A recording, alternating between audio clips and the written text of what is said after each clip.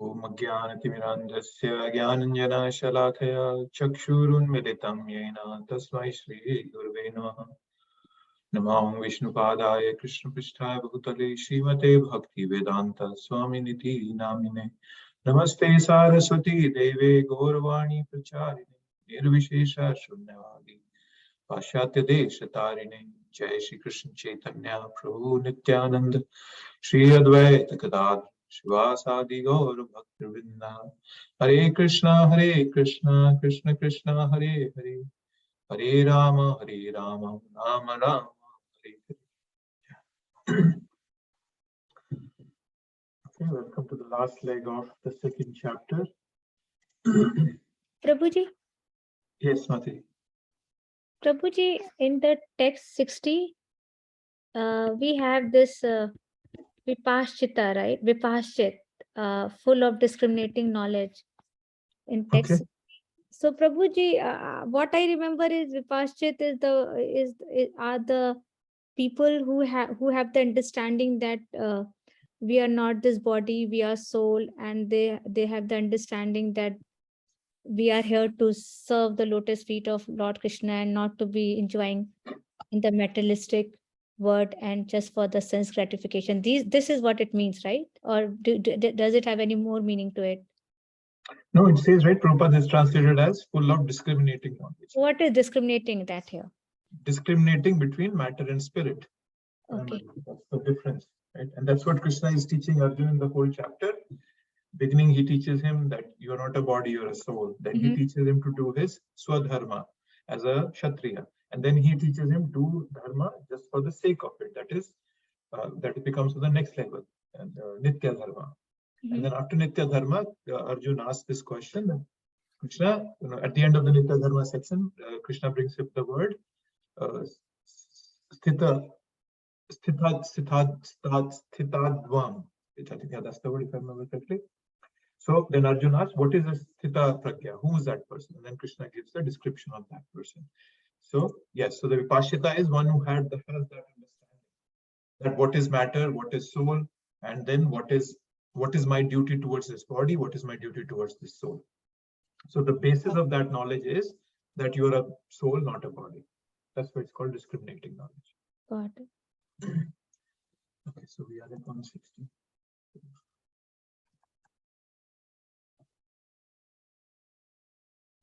Okay. Ragdvesha vimuktestu vishayan indriyascharan atma vasher vidhe atma prasadamadi gacchati. But a person free from all attachment and aversion and able to control his senses through regulative principles of freedom can obtain the complete mercy of the Lord. This is a very interesting phase, regulative principle of freedom, right? So the easiest way to develop sense control is to do it under the supervision of a superior authority. And that's why we are always looking for a guru. We need to have a guru. By ourselves, we are very weak. Our mind is always looking for two things, shelter and pleasure. Okay? So that's what we are doing the whole time. Where can I find shelter? Where can I find pleasure?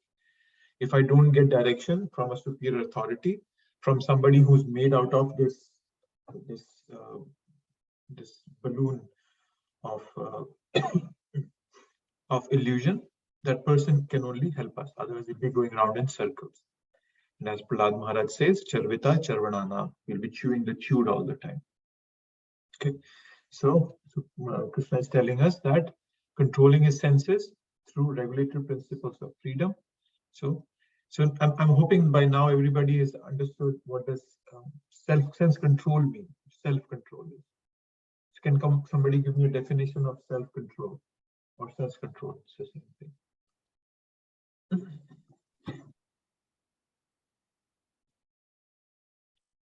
Anyone? I'm looking for an answer. Prabhu, is it controlling your senses? Yes. Can you elaborate a bit more on that, Mataji? With your eating and for us with our four regulative principles, we're only having sapic food, no onion, no garlic, no fish Mm. meat. Yes. So yes, you mentioned some things that we do which are external self control, and then there is internal, as we read in Nectar of Instruction, right? That utsaha nishchay dhairya tat tat karma pravartanat sangatyaga shato vritti sadvir bhakti prasiddhyati. So there are 6 things there mentioned. So there are some internal aspects and some external aspects. One thing that Prabhupada clearly told us in the preface to Nectar of Instruction was that advancement in Krishna consciousness depends on the attitude of the follower. So it's dependent on the practitioner's strength of willpower and strength of the practice that he or she is doing. That's something very important to understand. That's why Prabhupada made it right in the preface of Nectar of Instruction. My attitude will define my success in bhakti, to what extent I can go. That is why these regulative principles of freedom are being brought out here, right? So the question that Arjun asked, for which the answer is being given here, is Vrajeta. Vrajeta kim, right? How does the person walk? So when you say when we say a walk, but then it means that how does the person control his senses? How does he present himself to the external world, right? So that person is practicing regulative principles of freedom. Right? So getting that higher taste is a gradual process. It doesn't happen overnight. That is why we need regulative principles. Right? Regulative principles. The regulation is not only regulation is generally, when we say regulate yourself, that means it makes it hints to some sort of deprivation, that we have to deprive ourselves from something.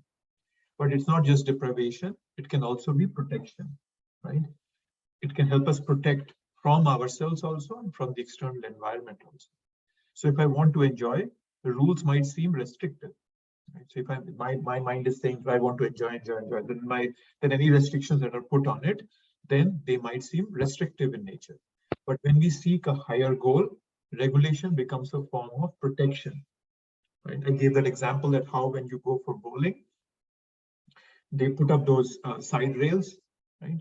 And then those side rails prevent the ball from just going completely off the path. And similarly, even when we, in our bhakti process, there are a lot of aparadhs that have been brought about. Vaishnava aparadh is one of them. So the etiquette that Prabhupada has taught us, has asked us to inculcate. For example, we show respect to each other, in terms of words, we, Prabhu, Mataji, we respect each other. And when we address them, we say Hare Krishna. So there is once again, a fence has been created so that we do not transcend the boundaries of etiquette. So the regulative principles just doesn't mean that we will be it will be restrictive. It can also be protection, right? So a fence around the house can be a deprivation if I want to go out of the house. But if I feel that it is protecting me from wild animals, then it's a protection. So definition of freedom is dependent on what we are looking for here. That is why it's called regulative principles of freedom. When we regulate ourselves, we eventually get freedom. Freedom from what? The external influences that are always misdirecting us.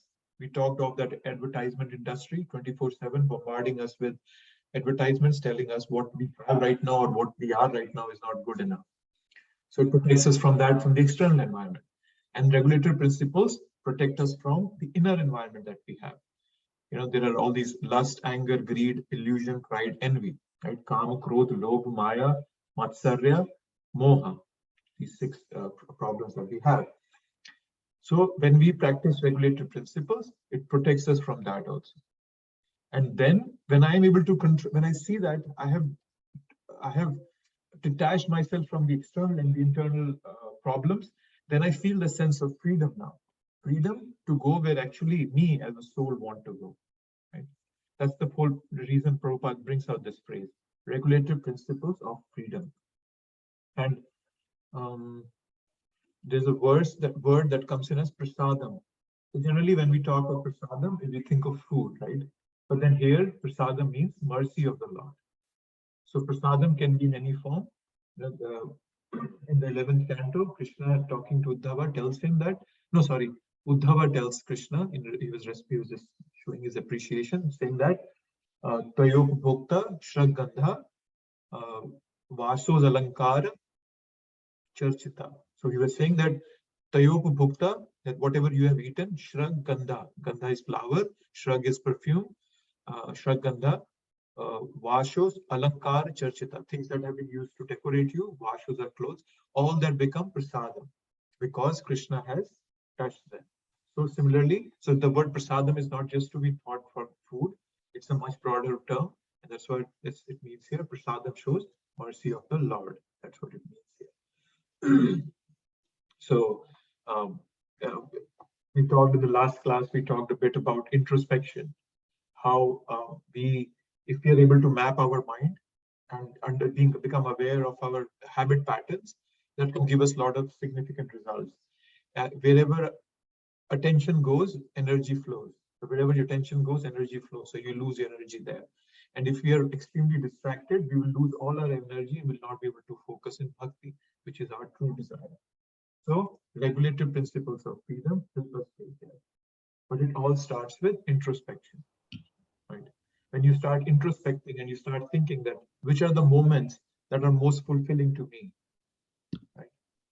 What is it that gives me a lot of absorption, makes me really very happy deep down, right? Not excited, not curious, not euphoric, just happy, bliss. Okay, so and that happens where we are not really concerned about getting pleasure, right? We are absorbed in just giving our best at whatever we are doing. In such moments of dedication, deep fulfillment comes as a byproduct. So you have to understand that. So the happiness that we all are looking for is always a byproduct. You don't look for happiness. It's a byproduct of regulative principles of freedom that Prabhupada has given us. So very important verse here. And Prabhupada tells us that unless the senses are engaged in the transcendental service of the Lord, there is every chance of a fall. Sometimes we see that there are people who might seem, you might look at people, oh, see, they are so successful in life, even though they're not devotees or they're not practicing anything. But we're just seeing a very small fraction of their lives. We don't know what is going on. You see movie stars. There are so many movie stars that commit suicide. They're caught taking drugs. Not them, even their children are caught taking drugs. And so-called movie stars, rock stars, music legends. There are so many of them that committed suicide because this external sense gratificatory rat race doesn't satisfy us down deep. So that's why Prabhupada is saying, until we don't engage our senses in a proper service of the Lord, there's a very good chance that we will fall down. That is why we need these principles. Okay, so let's go to next one. Prasade sarva dukkhanam hani rasopajayate prasanna chetaso hiyashu buddhi paryavatishthate. 65. For one thus satisfied in Krishna consciousness, the threefold miseries of material existence exist no longer. In such satisfied consciousness, one's intelligence is soon well established. So this is a very famous verse. Some people even recite this with the prasadam prayers. Prasade, because again, the word prasad is here, and so prasade sarva dukkhanam hani rasopajayate prasanna chetaso hiyashu buddhi paryavatishthate. So people even recite that. So now the question comes that if we read in the last verse, able to control through the senses, and then this is can obtain the complete mercy of the Lord. So in the next verse now, how do you get that mercy is being explained. That's the flow of the verses that are coming along. How can miseries go away? So it depends on our consciousness, right? There can always be a joy despite miseries, right? They don't matter much in comparison to the higher taste that we get, right? So if, for example, if I just have some dry stale rice for food, it will really matter for me. But if I have 15 tasty dishes and one not so tasty dish, then that one does not matter to me, right? So similarly, how can those miseries go away? When I'm establishing Krishna consciousness, I'm getting so much joy out of it. Some minor miseries here and there become insignificant in our life, and that's the concept we always feel, right? That that when a much bigger goal comes in front of us, then the roadblocks are no more challenges for us. They're just they're just like humps on the road for you to jump over. That's all they are, because your goal is very strong. That is the essence here. So the small tiny roadblocks don't matter at all. So another question that somebody could ask, that is saying, Krishna is saying that once intelligence is soon well established here, Krishna is saying. So the word buddhi is being used for intelligence. So somebody could ask that, okay, why doesn't the buddhi get fixed earlier, right? Well, if I just know that, okay, I'm not a body and a soul, is that enough for me to get rid of the miseries and be happy? Yes, there will be happiness there for sure, but this intelligence might still be wavering, right? What happens in the beginning?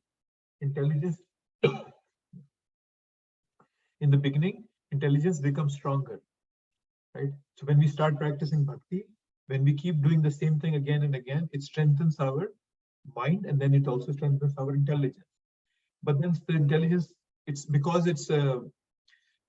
just because we are reading things. We have not experienced them yet. They are more theoretical for us, right? The buddhi is not fixed. But when the theoretical part becomes experiential, based on experience, then the buddhi becomes fixed. So intelligence simply means to practice of remembering Guru, Sadhu, Shastra, and acting appropriately, right? So that's the whole purpose of intelligence. And when our intelligence becomes fixed, we don't waver at all. We read that verse, right? Vivasatmika buddhi, ekehi kuru nandana, bahushakahi anantascha, buddhir avivasayinam, right? Vivasatmika buddhi. Vivasatmika buddhi is one-pointed intelligence. And how does that one-pointed intelligence come? Is by our constant practice of bhakti, Krishna's mercy coming in. It makes all whatever we are reading actually a practical experience for me to imbibe and to take joy in. And then the intelligence becomes fixed, right? Unless you don't have experience, there's still very good chance that we can fall off the path. Prabhupada talked about the 4 types of intelligence in the first verse of Nectar of Instruction. Some people learn by seeing, some people learn by hearing, some people learn by experience, and there are fools who don't even learn by these 3 paths: hearing, seeing, and experience. So our intelligence becomes much and much higher. So materially, the intelligence is just processing material information. But then Vrajeta, the word Vrajeta, which is being answered in this section, is to act according to Shastras. That's how a Sita Pragya, he walks, is by acting according to Sadhu, Shastra, and Guru. And then the intelligence is being used for bhakti purposes. Okay. Any thoughts before I move on to the next one? Anything on your mind that you would like to bring up? Anyone?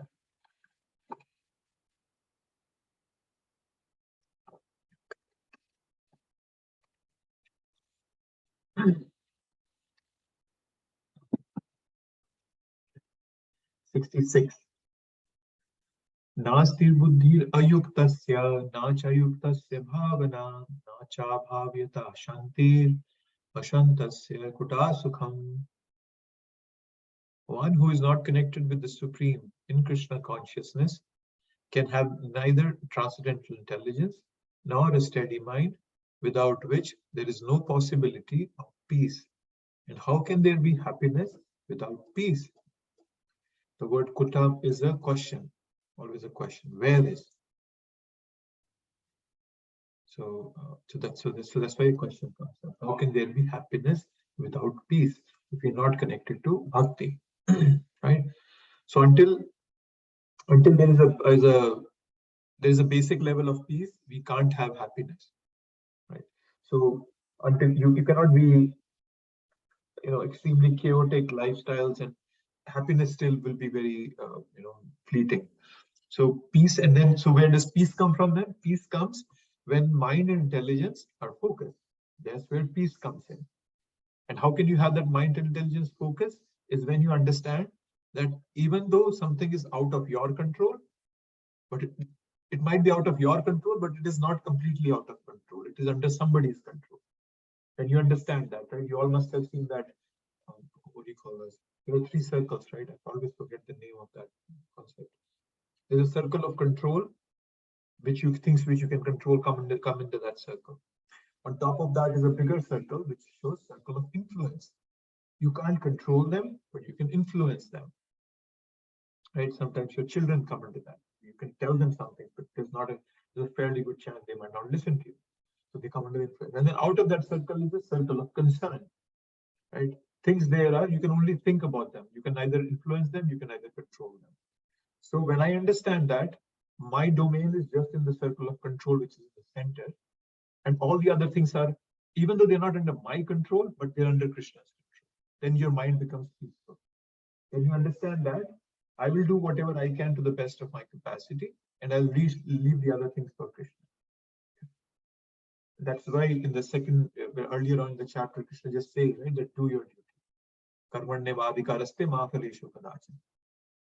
Don't worry about the results, because the results come under the circle of influence and circle of concern. They're not in the circle of control. You cannot control the outcome of any situation. You read in the 18th chapter, there are 5 doers. Abhīṣṭa-dohaṁ tata karta, karanam cha prathakvada. Yeah, so there are 5, I think it comes somewhere in the middle of the 18th chapter.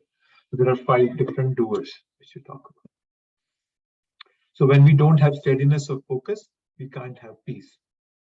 And Prabhupada says a very beautiful statement here, a sutra-like statement.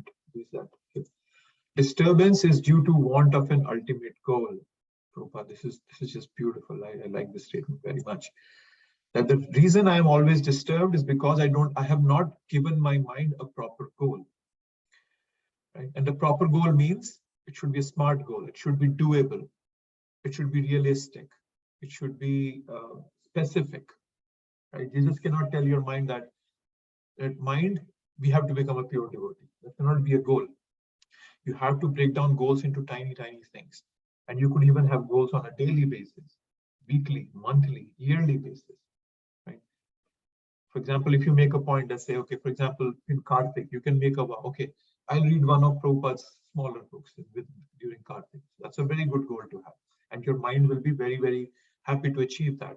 But if you say that I have 30 days and I'm going to read the entire Bhagavatam in 30 days, that becomes an unrealistic goal. Well, I wouldn't say it's unrealistic. At least for people who are working 40 hours a week, it might be hard and a tough goal. But then if you could have some goals that are actually achievable, then your mind certainly comes into action. Right? Anything you make a goal towards what is in the center of control, in the circle of control, it gives you intensity. Intensity of activity. But then if anything is in the circle of influence and circle of concern, if you make a goal in there, then you'll get anxiety. Okay. So disturbance is due to the want of an ultimate goal. That's what Prabhupada is mentioning. So ultimate goal is to love Krishna. Right? So, and then Prabhupada further says that Krishna consciousness is a self-manifested peaceful condition which can be achieved only in the relationship with Krishna. So some people have sattvic dispositions because of the way they have been brought up, right? So, like for example, cleanliness is good, right? In US, cleanliness is there on the streets. But then when you look at the other aspect, people have so many more desires here. They might be externally clean, but they're internally not clean. So without having that substance, without having that knowledge, it's very, very hard to maintain it. We're practically cheating ourselves. If we don't have an ultimate goal, then it never happens. We might just be externally showing off, but internally we'll be dirty. Right? All of us want to be happy. And the world teaches us that we can be happy by fulfilling our material desires. However, this material path just leads to frustration. Why? Now you can ask why. That, oh, I've seen people who are happy in material world. You can always have that question. I've seen people enjoying. I went to San Diego. Oh no, I was in Los Angeles, and I just walked a couple of blocks out of the temple, and I saw it was a small small market there, and there were these bars and open bars, like people sitting in the outside on the pathway, and they all seemed very happy, right? But then the problem is that material desires are insatiable and they are innumerable. So these are the two main problems that are an inherent flaw in looking for happiness in the material desires. They're insatiable and they're innumerable, right? Insatiable means the more we satisfy a desire, the more it blazes forth. It's like a fire. And consequently, the brief satisfaction that comes from satisfying it becomes dwarfed by the prolonged dissatisfaction that comes from its increased magnitude. Every time you enjoy, you want to, your dissatisfaction will be much prolonged, and you would want something of an increased magnitude. When I was growing up, many of you might, in India, we used to have one movie on Sunday. It was in the 24-hour channel. So I can still remember the joy I used to have watched that one movie. Now we might have 1,000 channels, but we're not happy with it. Why? Because we have increased the magnitude from one movie on Sunday and two movies at your choice 24/7. So the magnitude is increased to such an extent that it becomes insatiable. Next thing I mentioned was that they're innumerable. So if you will notice, if you have ever noticed, our unfulfilled desires far outnumber the fulfilled desires. So the torment arising from our unfulfilled desire far outweighs the joy arising from our fulfilled desires. So these are the two main problems. Why happiness in the material world is fleeting, and we never satisfied with that, because it's insatiable and innumerable. Right? To become happy, we need to get the happiness sequence right, as you would say, and that's what is being given in this verse. So he's saying, Krishna is saying, until you have peace, you cannot be happy. Okay. So then, until your mind is not steady, you cannot have peace. Until you don't have transcendental intelligence, you cannot have steady mind, and you cannot have transcendental intelligence until you're not connected with the Supreme. So Krishna is he's walking us through a path. Okay, so he's giving us a path. He's giving us a sequence of the path, right? And he's giving it through a very interesting negation pattern. Right?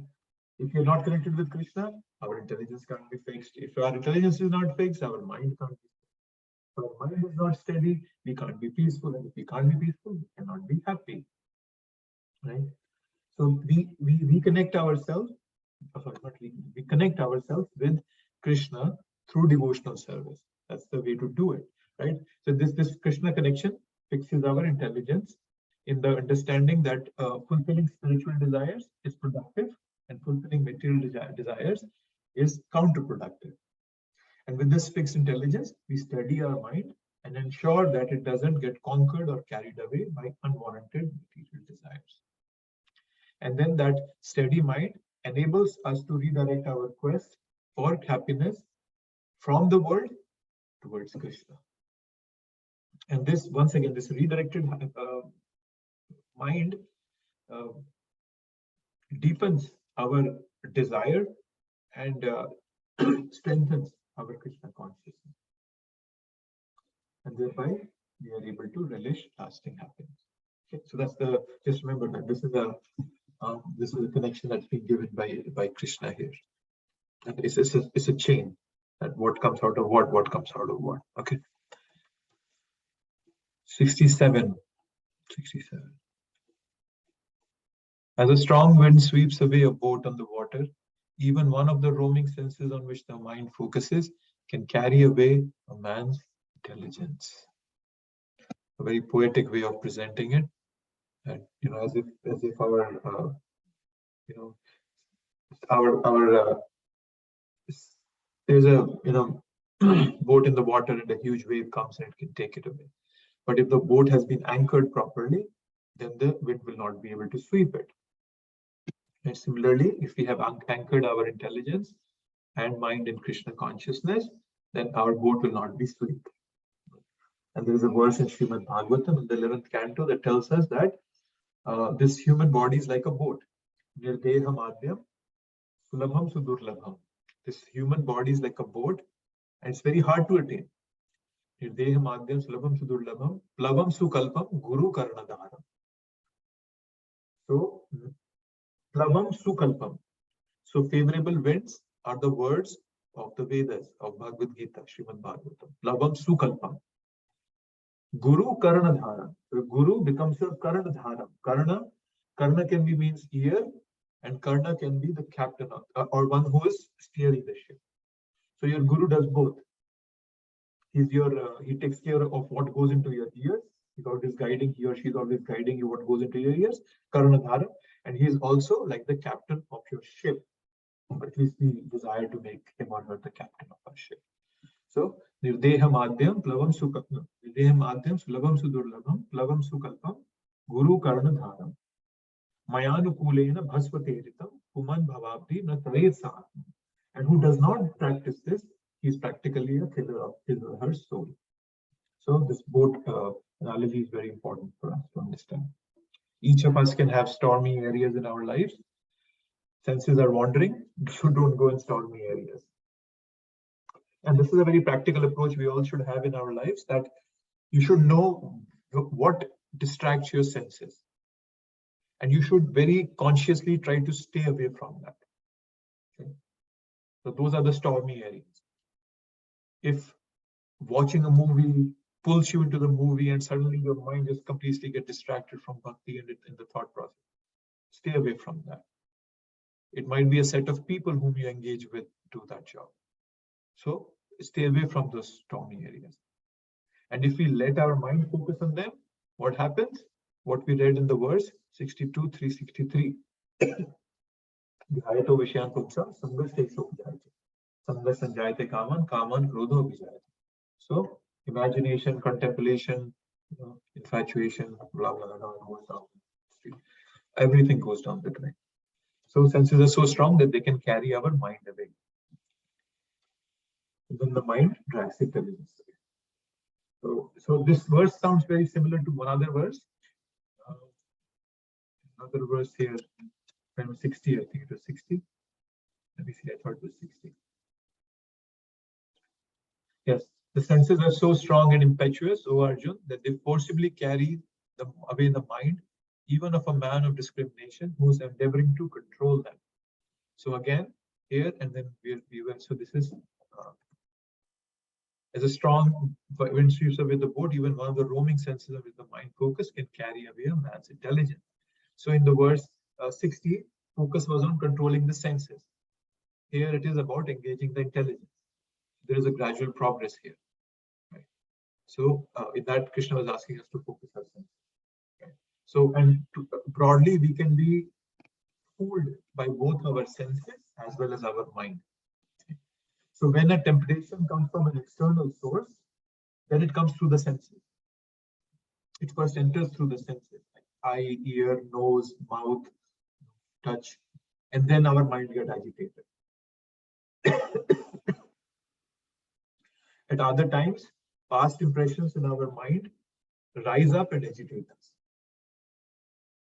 In those situations, we ourselves start looking for temptation, and then we satisfy our desire.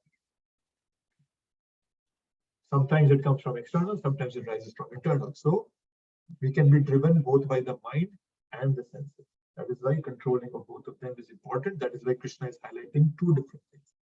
Verse 60, we saw focus was controlling senses. This verse is focus on engaging the intelligence. 68. Therefore, O mighty armed, one whose senses are restrained from their objects is certainly of steady intelligence. Certainly of steady intelligence, whose senses are restrained from their objects. So actually, those who are serious for spiritual enlightenment in life, they should try to control the senses. Not necessarily by force. Force you can use sometimes, brute force is needed, but primarily by regulating, by dovetailing it in relationship with the Supreme Lord. Then my senses will be purified. Right? Chaitanya Charitamrita, Mahaprabhu tells us that Sarvopadhi Vinirmuktam Tat Paratvena Nirvanam Rishikena Rishikesha Rishikena Sevanam Bhakti Ruchyate. So bhakti or devotional service means engaging all our senses in the service of the Lord. Krishna, who is the master of all senses. Rishikesh, the word Rishikesh means master of the senses. So when we engage in the service of the Supreme, there are two effects that happen. Right? One is freedom from material designation. Sarvopadhi vinirmuktam. Upadhi, in Hindi, upadhi means a designation. So, sarvopadhi vinirmuktam. So, we are freed from all material designation. Tat paratvena nirmalam. Nirmalam means purified. Our senses gets purified. So, by serving Krishna, our senses get purified and we get freed from all material designation. So, the verse is telling us here that whose senses are restrained from their objects. Now now you can ask this question, somebody can ask this question. What are these objects? What does it mean? There are senses, we always thought sense objects, but there are senses and then there are sense objects. Okay, so you have 5, and we'll talk about this more in detail in the 13th chapter, 13, 6 and 7 verse. Krishna Prabhupada explains this, but I'll just give you a brief overview. 5 kind of senses are cognitive, knowledge-taking senses. Okay, they bring in so 5 cognitive senses bring information to us through our sense organs: eye, ear, nose, mouth, and skin. Right. So there are then 5 corresponding active senses, which are called karma indriyas, that allow us to act upon that information through speech, movement, manipulation, elimination program. There are 5 of them. As I said, we'll talk in more detail later on. But so you have 5 are knowledge gathering information, and 5 are active, who are doing the action actually. We are karma indriya. So jnanendriya, karma indriya. So that is why the object is being brought here. The senses. So the cognitive senses interact with the object. Then there's some information, and then there are these karma indriyas which act upon them. Okay.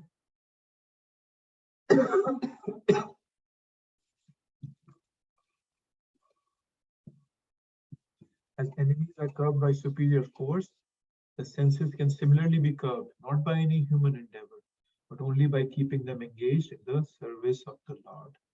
Because it gives us the essence right in there. Not by human endeavor. We cannot control our senses by our human endeavor. Whenever we try to control senses by our endeavors, they come back tenfold stronger. If I just try to curb them by force.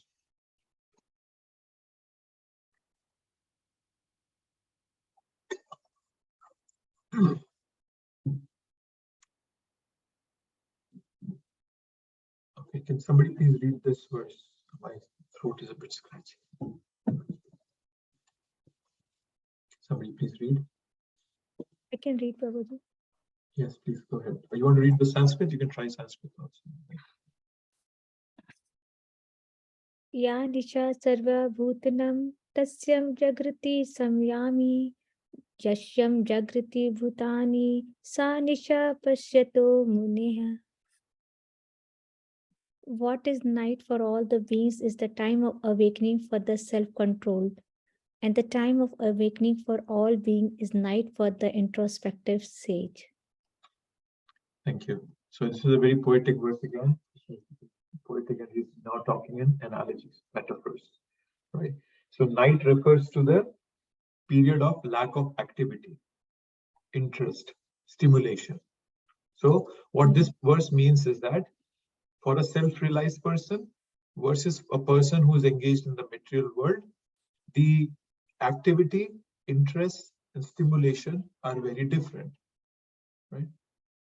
So interest is different.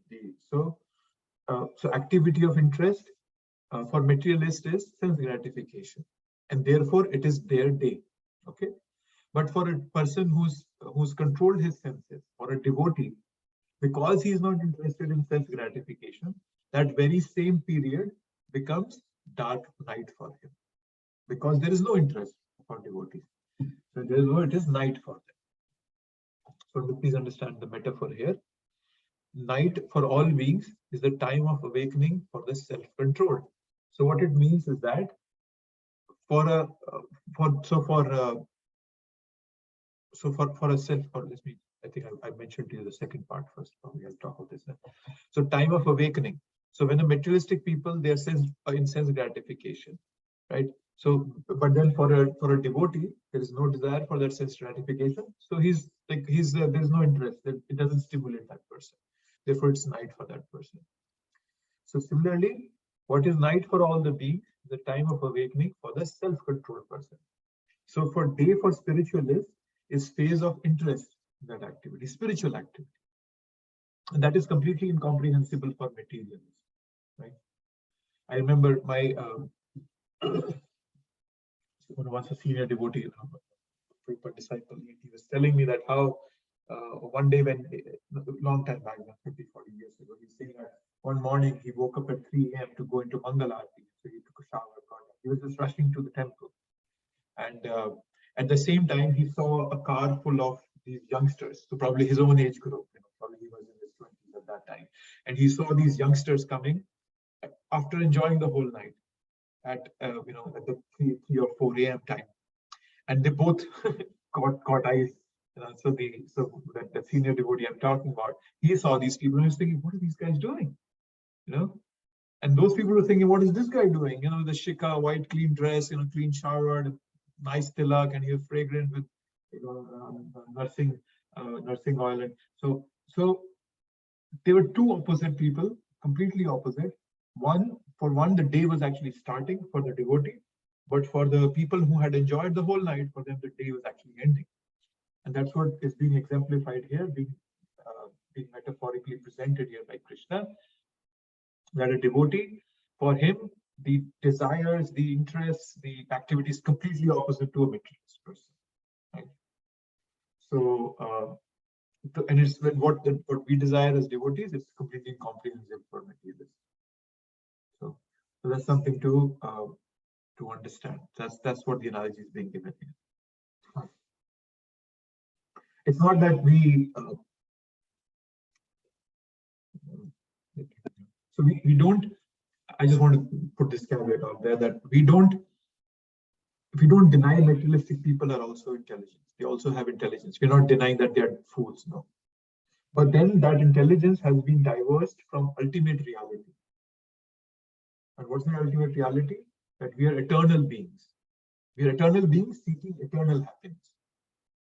Don't impose material definitions of enjoyment on yourself because you're an eternal being. So that is the problem with it. Materialist people have intelligence. We are not denying that fact. Right? But then when we misuse that intelligence, take it away from reality, there's no use of that intelligence. What are you going to do with it? Right? So there's a difference in the definition of enjoyment for materialists and for spiritualists. And the advantage of spiritualists is that the enjoyment is not temporary. It's lasting forever. And the person, it becomes sthita pragya. He's no more dependent on external or internal vices for his happiness or sorrow. He's completely beyond that. So that's the meaning of this verse. Introspective man is always indifferent to materialistic happiness and distress. He goes on with his self-realization activities undisturbed by material reaction. Yeah. So that's the quality of a devotee. Okay. This is one of the beautiful verses of the second chapter. Can somebody please read this?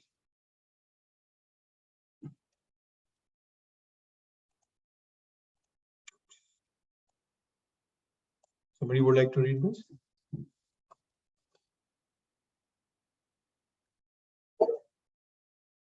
Can everybody hear me?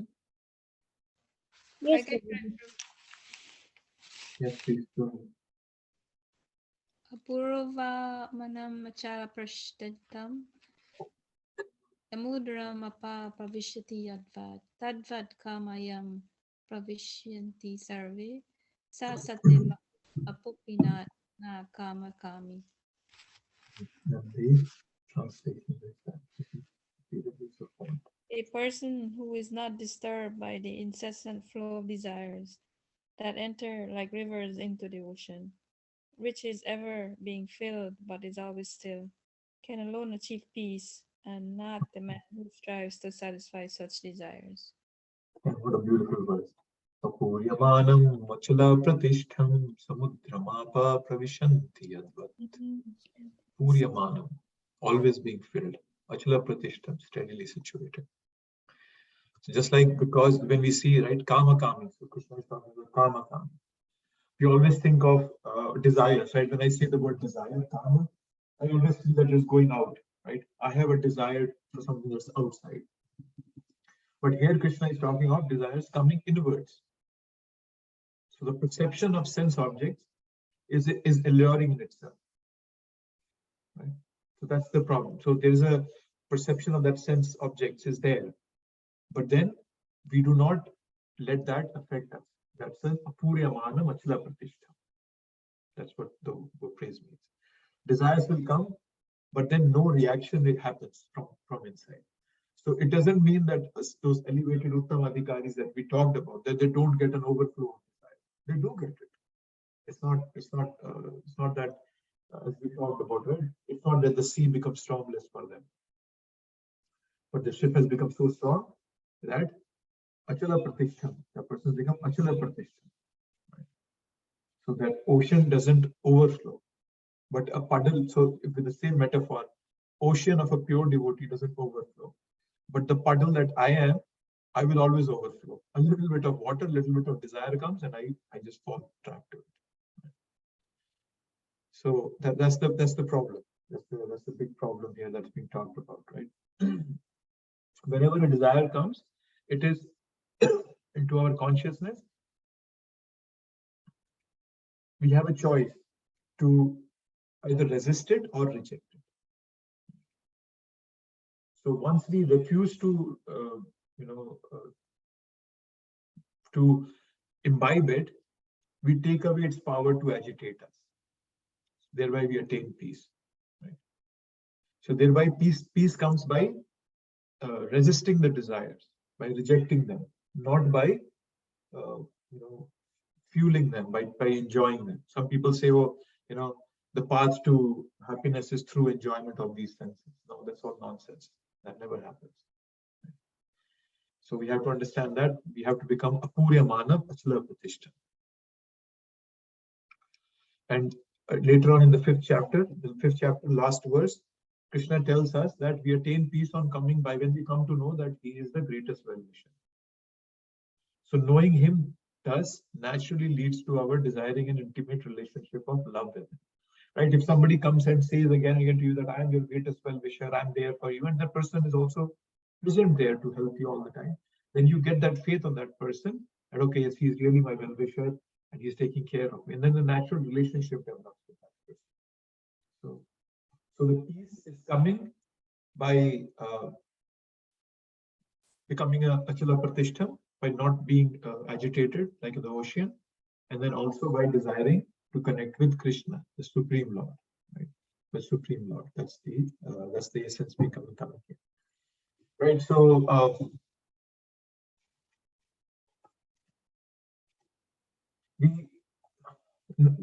we all have desires, right? So it's not that as if we won't have desires.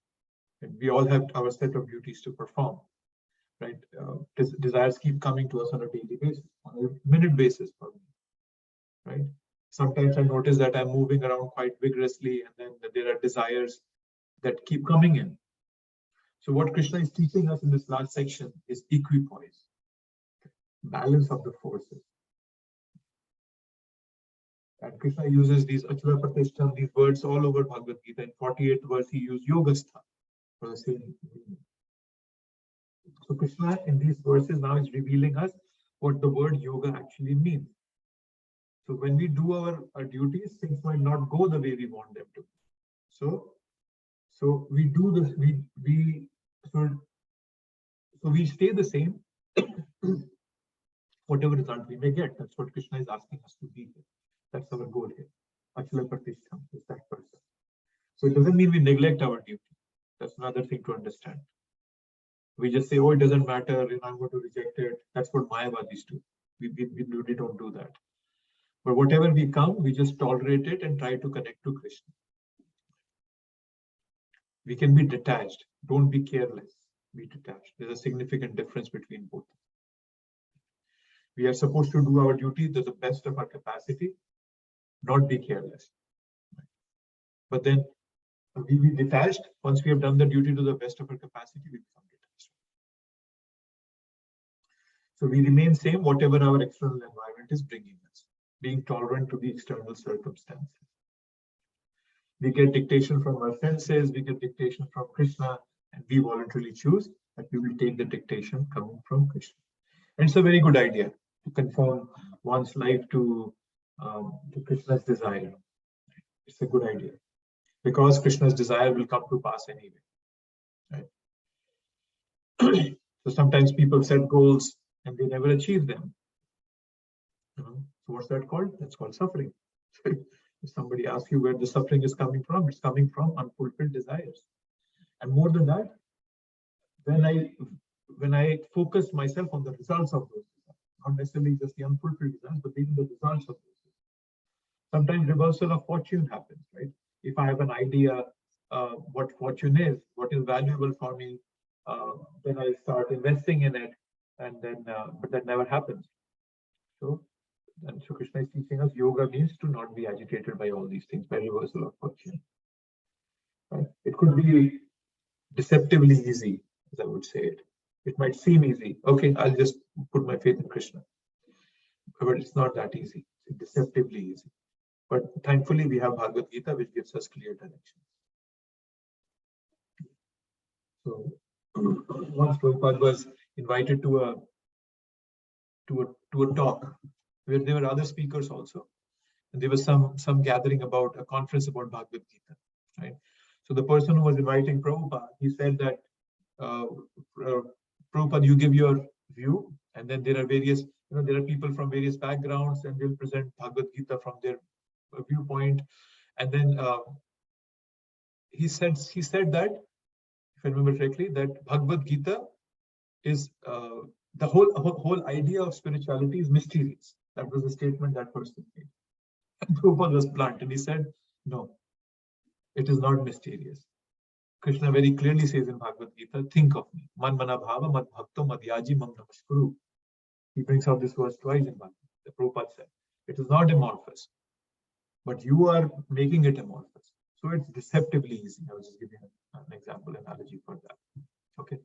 So we come to the next verse. Okay, let's read this. As long as one has the material body, the demands of the body for sense gratification will continue. The devotee, however, is not disturbed by such desires because of his fullness. Yeah, so he's full.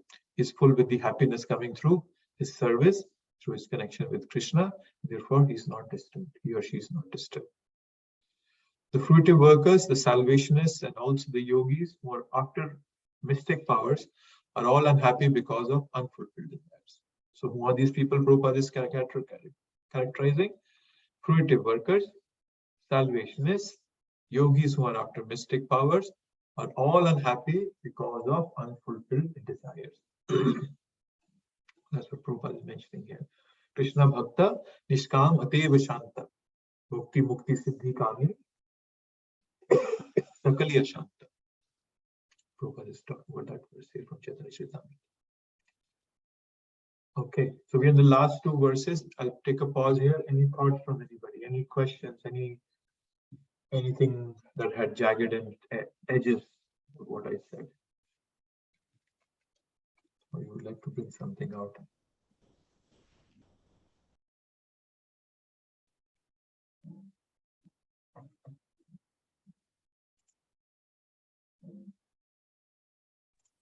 Hare Krishna Prabhuji, I have a quick question. In one of the earlier verses, it said that Krishna consciousness is self-manifested. So what's the significance of stating that?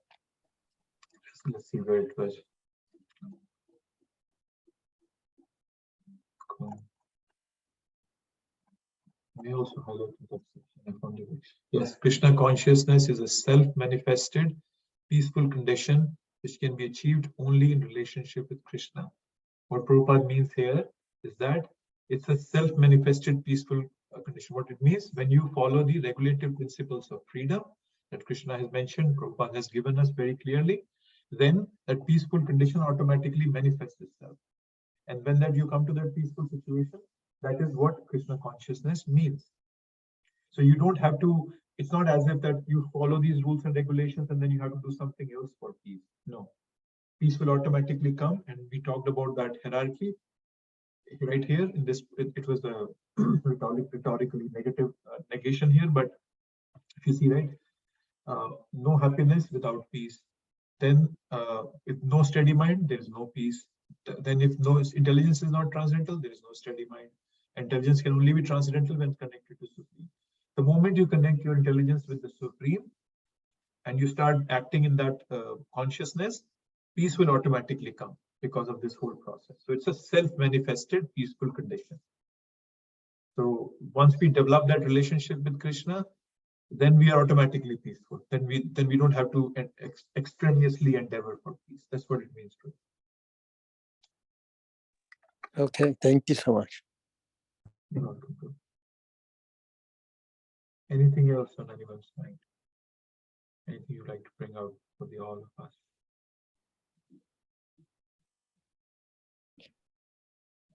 Prabhuji, we keep talking about all the verses, we are all talking about this pleasing our senses and committing yourself complete to Krishna, to have a peaceful, steady mind, controlling your intelligence.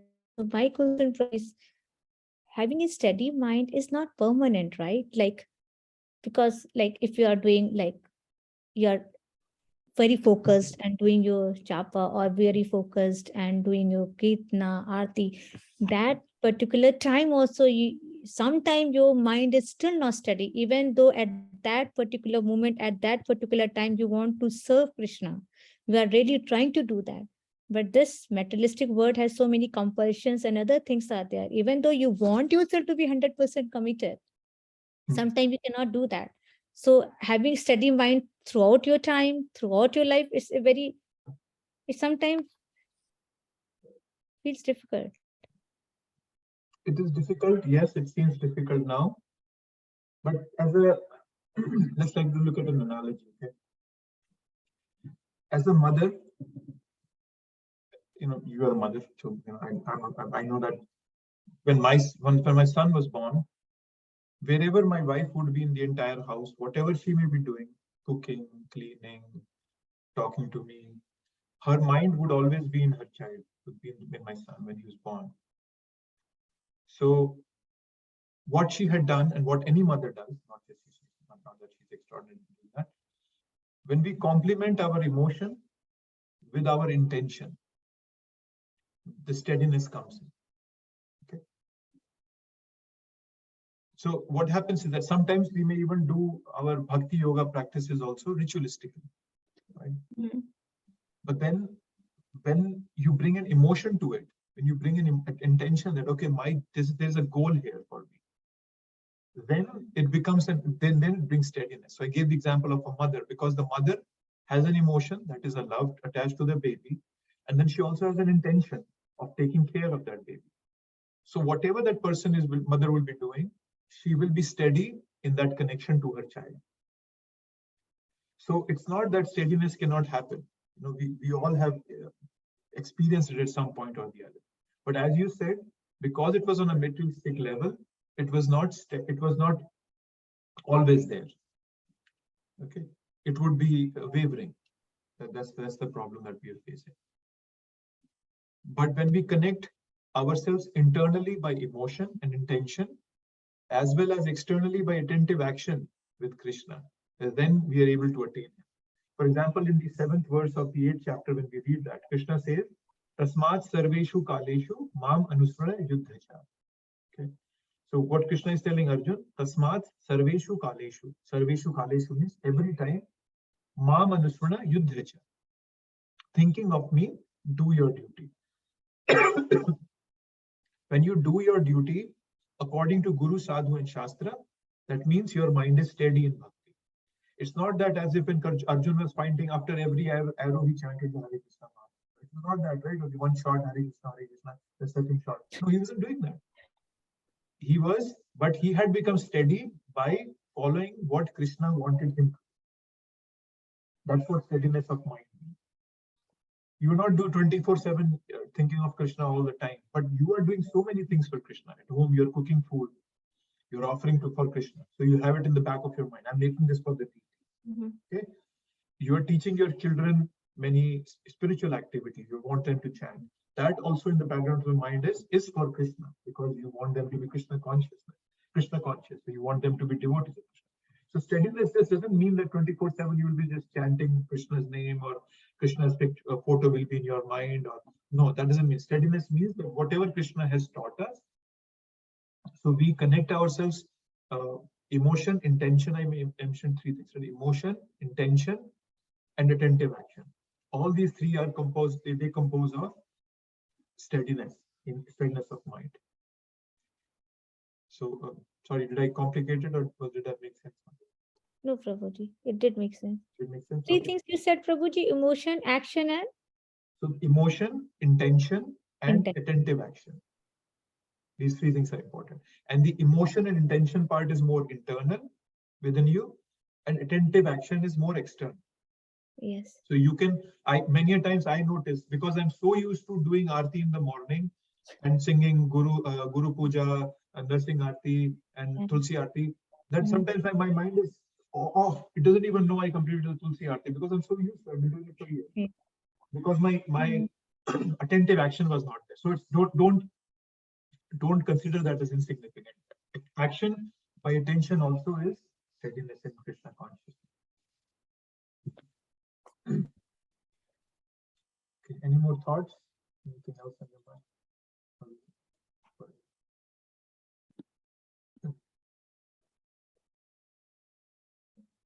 71. Would somebody like to read the Sanskrit?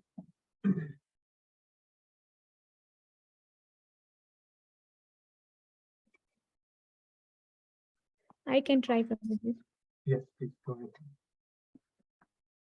Vihaya kamanya sharvan pumam charati nishpraha nirmamo nirankara sa satim adigachati.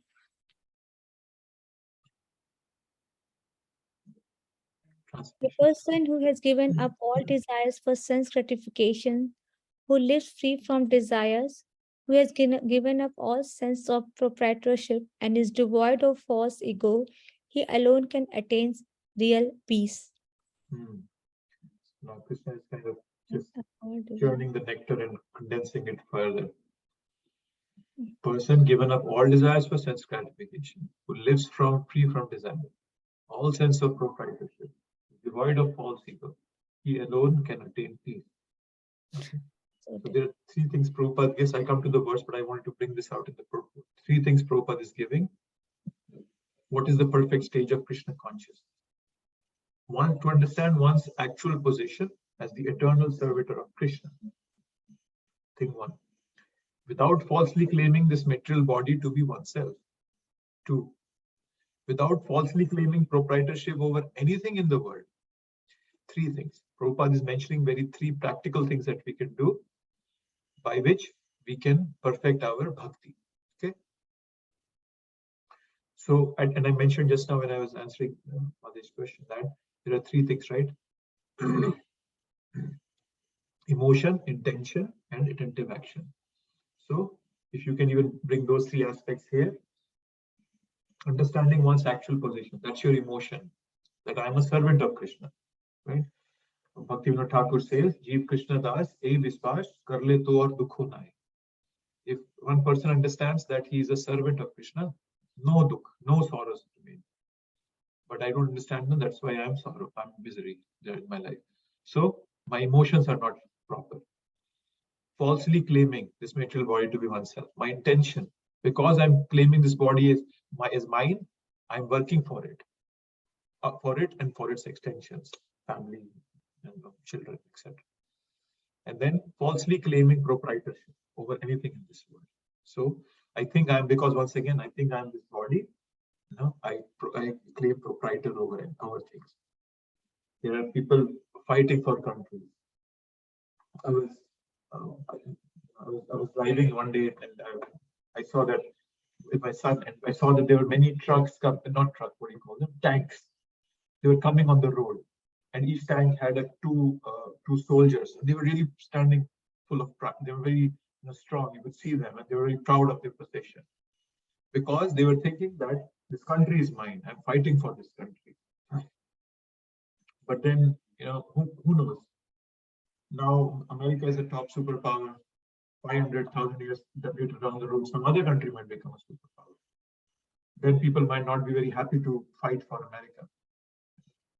So, because I'm falsely claiming that this body is mine, then anything extension of this body becomes mine also, and then I try to claim proprietorship. My country, my sports team. There are people who are fighting over sports team. Who's going to win the match? The Ravens, Broncos, all these football teams, they spend billions and billions on that. I don't understand, but yes. So Krishna is giving us, now let's just go back to the verse. So now Krishna is giving us, giving up all desires for sense gratification, free from those desires, giving up all sense of proprietorship, and is devoid of false ego. So peace of mind is to not have any anxiety or fear. And basically these things that Krishna is mentioning here give us that fear. When I'm working for sense desires, sense gratification, I feel, oh, I might not get it. What should I do to get it? How can I pull the other person down who's in my competition? So on and so forth. So many things happen. There's anxiety and fear. Peace of heart is based on love. So Bhagavad Gita is all about peace of mind. So Krishna is right now talking about detachment from negative, right? Later on, he'll talk about attachment to the positive. So Prabhupada in the purport, he says, to become desireless means not to desire anything for sense gratification. So actually, in other words, desire for becoming Krishna consciousness is actual desirelessness. So we don't give up our desires. We just redirect them in Krishna consciousness. Right? I like eating good food. I'll cook it, I'll offer it to Krishna, and then I will eat. Right? You like to travel? Yes, please travel as much as you can. But then always remember that it could be traveling for Krishna Krishna, or it could be that wherever you travel, you find Krishna. Wherever you go, you look for a temple and you associate with them. So that's the way to understand this verse. So we generally, what we do is we associate peace with peaceful situations, right? So while certainly that's one sense of peace, but such peace is frequently not in our control, right? We look for external sources to find peace, but that really happens, right? There can be quarrels, there can be layoffs, cyclones, hundreds of such factors that are beyond our control can disrupt our peace at any moment. So in those conditions, the only way to become peaceful is cultivating a disposition that's conducive to peace. So what is that disposition? A very practical thing, which I mentioned before. Focus on things that are under our control and let go of things that are not under our control. That comes by introspection. So practical aspect, understanding, just let go of things that are not under your control. And Gita wisdom, Bhagavad Gita's wisdom, it helps us understand that the things out of control, out of our control, are still in Krishna's control. When we appreciate that he's our well-wisher, that he can even bring bad out of good or good out of bad, letting go of things become easier. If I understand that whatever is happening to me is Krishna's benevolent plan to bring me closer to his lotus feet, then even negative things happening to me, I can take them positive. So it's a state of mind. Peace is a state of mind. That's what Krishna is explaining. So, and this letting go of this sense, this letting go is often associated with the concept of surrender in bhakti. That's what it means. But then also understand that this surrender also means that we do our best in whatever things are under our control. That's what Krishna, that's what Arjun in the 18th chapter towards the end, Krishna says to Arjun, now Krishna, Arjun, yathechhasi tatha kuru. What does Arjun say? That karishe vachanam tava. And I'll do what you told me. And that brought peace to him. So this affirmative sense of surrender applies to us also. We can also become like Arjun, where we resourcefully discover our talents and use them in service of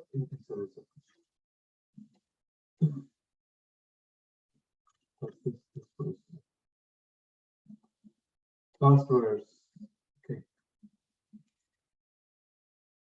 Somebody wants to read the verse?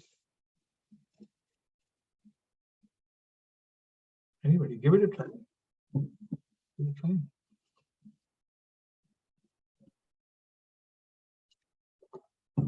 Esha brahmi sthiti partha nayanam prapya bhuyati sthivasyam antakali api brahma nirvanam rajyati. That is the way of the spiritual and godly life, after attaining which a man is not bewildered. If one is thus situated even at the hour of death, one can enter into the kingdom of God. So one who is thus spiritually situated, there will be two results when we get spiritually situated. Krishna is giving us here. One is Nainam Prapya Vimuyati. That's first of all. What is this Nainam Prapya Vimuyati? Will not be deluded again.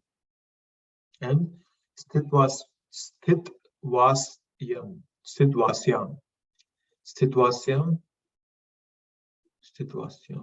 being situated in. So that other thing is, we'll become situated in that, in bhakti. Okay? And this is the first mention of Antakale, at the time of death. Krishna has found this here. In the 8th chapter, Krishna will explain this in detail, Antakale. The whole chapter is really about Antakale, about death. How do you fix your mind on Krishna when you're about to leave this body? Because that is the whole purpose of bhakti. You know, and this comes in that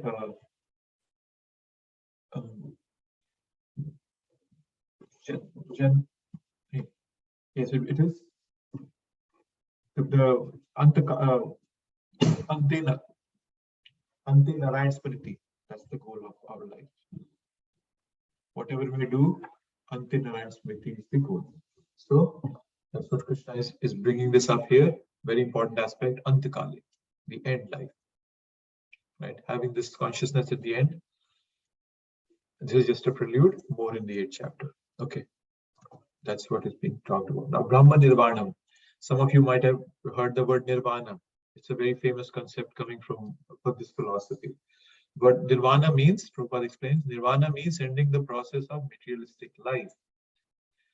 According to Buddhist philosophy, there is only void after the completion of this material life. But Bhagavad Gita teaches differently. Shunyavadi. Prabhupada came to destroy the Shunyavadi philosophy of Buddhist, Nirvana philosophy. But Brahma Nirvana, it is Brahma Nirvana. It's not just Nirvana that's being talked about here. So, Brahma Nirvana is the spiritual situation. Okay. So, so Arjun's question about Sthita Pragya was in 253. And then Brahmi Sthiti Partha, here it ends. It's talked about here, answer is given here. Brahmi Sthiti Partha. So that's being explained here. After attaining this whole, then that person becomes a sthita pragya. He's not bewildered anymore. So Krishna, in a very, very attention commanding way, repeatedly uses the terminology of peace. That's what he's doing. And how do you find that peace? How do we find that peace is by only focusing on things that I can control, letting go of things that I cannot control, and by regulative principles of freedom, which Prabhupada has given us by following them. Right? So when things go out of our control, we have peace in understanding that even though it's not under my control, they're under Krishna's control. And that's when the peace comes into our life. Right? So read Bhagavad Gita, understand Krishna's intention. Krishna is always offering an opportunity for us to connect with him. Right? Many ways, there are many practical ways that Prabhupada has given us. Focusing our emotion, intention, and action in Krishna. We're working for him. Yes, we all have jobs, but then we can dedicate a part of our time, part of our results that we're earning out of our work. So we can all that involve that, use that for Krishna's service.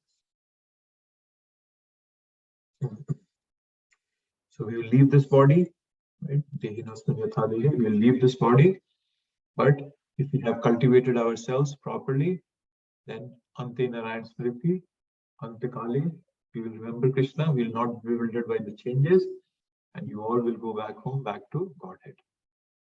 So, as the saying goes, you offer to Krishna with love and devotion rather than lust and commotion. So, remember that. Okay, finish here. We finished the chapter here. Anything on anyone's mind that you would like to bring out?